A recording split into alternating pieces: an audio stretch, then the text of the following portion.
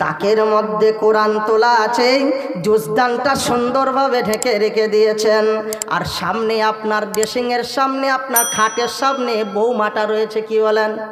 বৌমা কাকে বলে? টিভি। হ্যাঁ, রঞ্জন মালিকের লবান কি বলছেন?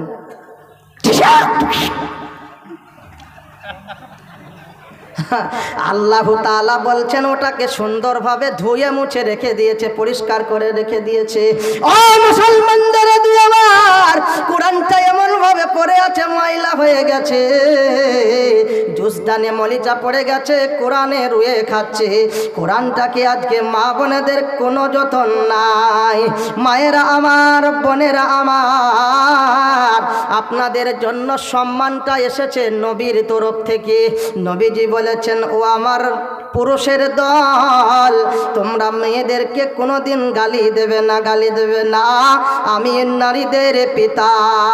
জোরে পড়েন সুবহানাল্লাহ। আজকে যদি আমাদের একটু তরকারি তেল কম হয়ে যায়, যদি আমাদের কোনো জিনিসে নুন কম হয়ে যায়, বাবাজি আমার, বন্ধুরা আমার, আমরা কিন্তু বউটাকে টাচ্চার করি। আজকে তাকে কিন্তু আমরা কোনো রকমের জায়গা দিই না, তার পিঠটাকে মেরে মেরে ক্ষত বিক্ষত করে দিই। এটা আপনার আমার নিয়ম নয়, কিন্তু আজকের দিনে মায়েদের বোনেদেরও ত্রুটি আছে। কি বলেন? পুরুষরা দাঁড়িয়ে দাঁড়িয়ে ভাবছেন এই তো পেয়েছি, আমাদের ত্রুটি ধরছে, ওদেরও ত্রুটি আছে। ওরা যদি কাজকে বুক খালি পিঠ খালি না করে, যদি কাউকে কামহিয়ার না বলতো, কাউকে যদি আজকে আই লাভ ইউ না বলতো, মায়েদের কিন্তু সম্মান থেকে যেত। আল্লাহর রাসূল সাল্লাল্লাহু আলাইহি ওয়াসাল্লাম, একদিন একটা অন্ধ সাহাবা আসছে। কে বলেন? এরকম আমার মতো MP3 সাহাবা নবীজির কাছে আসছেন। মা আয়েশা সিদ্দিকা রাদিয়াল্লাহু তাআলা আনহা সহ সব বিবিগণ ছিলেন। নবীজি বলছেন, তোমরা পর্দা করো। মা আয়েশা বলছেন, নবীজি ও তো দেখতে পাই না, ওর কিরকম পর্দা হবে? নবীজি বললেন, তোমরা তো তোকে দেখতে পাচ্ছ, অতএব তোমাদের পর্দা করা ফরজ, তোমরা পর্দা করো। তাই মায়েদেরকে বলি, আজকে যৌতুকের প্রথা কারা চালু করেছে? মায়েদের জন্য যৌতুকের প্রথা চালু হয়েছে, বোনেদের জন্য যৌতুকের প্রথা চালু হয়েছে, ভাবিদের জন্য যৌতুকের প্রথা চালু হয়েছে। আজকে মায়েদের জন্য যৌতুকের প্রথা চালু হয়েছে। কোনো বোন যদি বলে আমি কোনো পুরুষকে মুখ দেখাবো না, কোনো মা যদি বলে চুল খুলে বেড়াবো না, কোনো ভাবি বলে যদি আমি বুক খুলে বেড়াবো না, তাহলে কোনো পুরুষের ক্ষমতা নাই বাড়ি ঢুকে কাউকে দেখা করব, এমন ক্ষমতা কোনো পুরুষের হবে না, হবে না, হবে না। তাই ভাইদের বোনেদের বলি, আমার মা বোনেদের উদ্দেশ্যে বলি, আজকে যদি গল্প যদি না করেন, আপনাকে সুসম্মান দিয়ে, রানীর মর্যাদা দিয়ে, নবীজির সুন্নতের তরিকা মোতাবেক আপনাকে টাকা দিয়ে বিয়ে করে নিয়ে যাবে, আপনার বাপের টাকা লাগবে না। আমরা এখানে যারা গার্জেন আছি, মেয়েদেরকে এরকম সুপরামর্শ দেবো ইনশাল্লাহ। জোরে পড়েন ইনশাল্লাহ। এরা ভয় করছে, বলছে আমরা তো বাপ হয় নাই। আপনারা বাপ হবেন না পোল্ট্রি মুরগি নাকি গো? আপনারা বলেন ইনশাল্লাহ। হ্যাঁ, তাই বাপজিরা, বন্ধুরা আমার, আল্লাহর নবীর কথা মোতাবেক যদি চলা হয়, আল্লাহর নবীর তরিকা মোতাবেক যদি চলা হয়, আল্লাহ পাক তাবারাক ওয়া তাআলা বললেন, রে আল্লাহর গোলাম, তোমাদের ছোট বড় গুনাহগুলোকে সব আমি আল্লাহ মাফ করে দেব। আর আমি ক্ষমাশীল, দয়ার ভান্ডার, দয়ার সাগর। আজকে তোমরা কেন সেটাকে বোঝো না? আল্লাহ দয়ার সাগর না? সাগর নয়।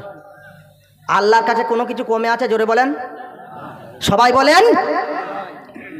আল্লাহর কাছে ছেলে কমে আছে, মেয়ে কমে আছে, নারী কমে আছে, পুরুষ কমে আছে? তাহলে নাই, তাহলে আজকে মেয়েরা বাঁচা কেন? কথা বুঝবেন। আসুন, এই কথাকে আপনাকে দিয়ে আমি শুধু আপনাকে বিরক্ত করব না। কোরআন শরীফ, সূরার নাম সূরা আন-নিসা পারা নাম্বার 5 আয়াত নাম্বার 36 পৃষ্ঠা নাম্বার 3 মধ্যে আমার আল্লাহ বলছেন, ওয়াবুদুল্লাহ ওয়ালা তুশরিকু বিহি শাইআন ওয়া বিল ওয়ালিদাইনি ইহসানা ওয়া বিযিল কুরবা ওয়াল ইয়াতামা ওয়াল মাসাকিনি ওয়াল জারি দিল কুরবা ওয়াল জারিল জুনুবি ওয়াস সাহিবি বিল জামবি ওয়া বিনিস সাবিলি ওয়া মা মালাকাত আইমানুকুম ইন্নাল্লাহা লা ইউহিব্বু মান কানা মুখতালান ফখুরা। জোরে পড়েন আলহামদুলিল্লাহ। আল্লাহু পাক তাবারাক ওয়া তাআলা বলছেন, ওয়াবুদুল্লাহ, তোমরা ইবাদত করো আল্লাহর, ওয়ালা তুশরিকু বিহি শাইআ, তোমরা আল্লাহর সঙ্গে অন্য কাউকে শরীক করবে না। আল্লাহ বললেন তোমরা আল্লাহর সঙ্গে অন্য কাউকে শরীক করবে না, আল্লাহর জায়গায় অন্য কাউকে তোমরা বসাবে না, আল্লাহর স্থানে অন্য কাউকে বসাবার চেষ্টা করবে না। ও মুমিন মুসলমান, আজকে আমরা গার্জেন হয়ে নিজেরা ঠিক থাকতে পারি না, মেয়েদেরকে ঠিক রাখতে পারি না। আজকে কত সুন্দর করে প্রচুর টাকা 5,000 10,000 15,000 টাকা খরচ করে মুসলমান আজমির শরীফ চলে যায়। যারে অত টাকা নিয়ে কি করবি, এত খরচা করবি, কি হবে বল? বলছে হুজুর একটু দোয়া নেবো। বলছে আরে পেশাব করে পানি নিয়েছিস? বলছি না। তাহলে পানি যদি না লাই হবে বাবা, ও দোয়া থাকবে? হাতের ফাঁক দিয়ে বেরিয়ে পালাবে না? তো আপনার কথাটা সেরকম হচ্ছে না। পীর সাহেবের কাছে গিয়ে আপনি বলছেন এমক দাও, তমক দাও, ছেলে দাও, মেয়ে দাও। ভালো করে শুনে রাখবেন, আল্লাহু পাক তাবারাক ওয়া তাআলা আপনাকে বলেছেন বান্দা আমার কাছে কিছু কমি নাই। বাবাজিরা আমার, বন্ধুরা আমার, একটু আগে আমি শুনলাম যে আল্লাহর দয়ার সাগর, দয়ার ভান্ডার, তার কাছে কোনো জিনিসের কমি আমরা পাবো না। বাবাজি আমার, বন্ধুরা আমার, আজকে আপনাদের এলাকায় কুষ্টিকুড়ি আছে, আমাদের এলাকায় পাথরচাপুরি আছে, আরো কিছু আছে, আরো কিছু আছে। আজকের দিনে আমি আপনাদেরকে বলতে চাই, আপনার ভাই দোকান পেতেছে, আমি আজকে মেহমান মানুষ আপনাকে বললাম, এই হেড মাওলানা সাহেবকে বললাম, ভাই আমি একটুকু চা খাবো, আদা দিয়ে, কি দিয়ে বলেন? আদা দিয়ে চা খাবো, কথাটা বুঝবেন, তারপরে আপনি সমালোচনা করবেন। কাল সকালে বলবেন ও শালা বক্তাকে নিয়ে লাভ নাই, কোথা থেকে কোথায় কি বলে দেয়। কিন্তু বন্ধু আমার, বাবাজি আমার, আমি হেড মাওলানা সাহেবকে বললাম, ভাইজান আপনার সঙ্গে মহব্বত আছে, আমি দুধ চা খাই না, গ্যাস হয়, আমি একটু অম্বল হয়, তাই আমি আপনার কাছে একটু আদা দিয়ে চা খাবো। হেড মাওলানা সাহেব যদি মনে করেন যে আদা দিয়ে আদা আনতে যাব, উনি চলে গেলেন, তার পাশে মাদ্রাসার পাশে ছিল ওনার ভাইয়ের দোকান, ওনার ভাইয়ের দোকানটা টপকে চলে গেলেন, তাহলে বাজারে গিয়ে আদা নিয়ে এলেন, তারপরে আমাকে চা করে দিলেন, আমি খেলাম। ওরে আল্লাহর গোলাম, তাহলে আমি আজকে চিন্তা ভাবনা করব, হয় ওর ভাইয়ের সঙ্গে ভাইয়ের মিল নাই, না হলে ওর ভাইয়ের দোকানে আদাটা নাই। তাহলে আজকে আল্লাহর দরবারে আমরা ছেলে চাই না, আল্লাহর দরবারে মেয়ে চাই না, তাহলে জানতে হবে আল্লাহর দরবারে ছেলেটা নাই। জোরে বলেন নাউজুবিল্লাহ, জোরে বলেন নাউজুবিল্লাহ। আল্লাহর কাছে কোনো জিনিসের কমি নাই, এরকম কথাকে আপনি ছেড়ে দেবেন, আল্লাহর কাছে চাইবেন, মানত করবেন আল্লাহর দরবারে। ওগো আল্লাহ, তুমি যদি আমার একটা বাচ্চা দাও, যেমন আজকে বসে আছেন মেটে কোনা মাদ্রাসার স্থানে, আজকে যে জলসাটা হচ্ছে, কম্মকারকে, একটা কামারকে যদি একটা লোহা দেওয়া হয়, সে তাকে লোহাটা ফেলে দিয়ে আসলে সে কি করবে? আপনি কিছু তাল পাবেন না। আপনি বলবেন ভাইজান এটা চামচ বানিয়ে দেন, নালে কাটারি বানিয়ে বানিয়ে দেন, নাহলে দা বানিয়ে দেন, না হলে টাকনা বানিয়ে দেন, না হলে কোদাল বানিয়ে দেন, না হলে ফাওড়া বানিয়ে দেন, না হলে অন্য একটা ছুরি বানিয়ে দেন, না হলে চাকু বানিয়ে দেন। আজকের দিনে সেই কামারটা আগুনে গলিয়ে গলিয়ে গলিয়ে গলিয়ে পুড়িয়ে পুড়িয়ে পুড়িয়ে পুড়িয়ে পিটিয়ে পিটিয়ে পিটিয়ে পিটিয়ে সেটাকে আপনার চামচ কিংবা কাটারি কিংবা দা কিংবা কুরুল কিংবা ফাওড়া কিংবা টাকনা কিংবা কোদাল কিংবা চামচ, এভাবে কিন্তু ছুরি কিংবা চাকু কিন্তু বানিয়ে দেবে। ওরে আল্লাহর গোলাম, আল্লাহর নবী সাল্লাল্লাহু আলাইহি ওয়াসাল্লাম বলেছেন, খায়রুকুম মান তাআল্লামাল কুরআন ওয়া আল্লামাহু আও কামা ক্বালা আলাইহিস সালাতু ওয়াস সালাম। আল্লাহর নবী সকলে পড়েন সাল্লাল্লাহু আলাইহি ওয়াসাল্লাম, তিনি বলেছেন যে তোমাদের মধ্যে উৎকৃষ্ট ব্যক্তি ওরাই, তোমাদের মধ্যে উত্তম ব্যক্তি ওরাই যারা নিজে কোরআন শিক্ষা করে এবং অপরকে কোরআন শিক্ষা দেয়। জোরে পড়েন সুবহানাল্লাহ।